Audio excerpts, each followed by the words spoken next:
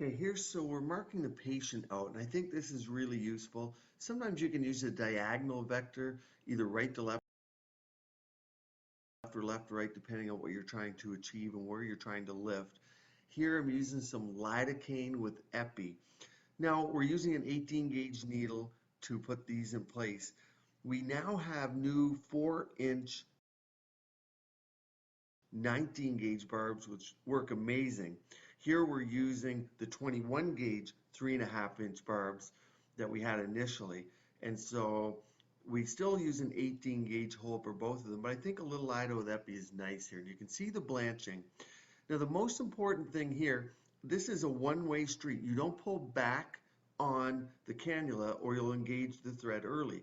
Keep the same plane all the way through. It's just key. You can see there's slight little bit of puckering there.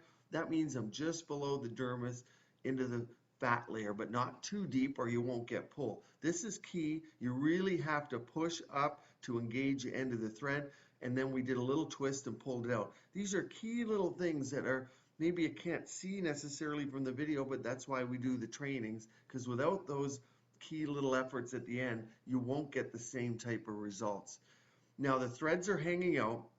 The new 19 gauge 4-inch, there's not a lot of thread at the end, so you have to be mindful. But here we're snipping the end of the sutures. Now you can see I'm pushing down with the scissors, but you don't, of course, want to pierce the skin, and then it buries the suture, and we'll massage at the end. But this is a key little point as well, because you want to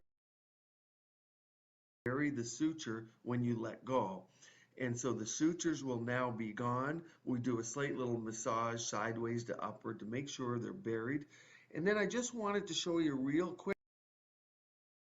quickly a little video of some Sculptra in the buttock area. Everyone was going to ask, so I put this in. This is a different patient, of course, but I wanted to show what we're doing with Sculptra.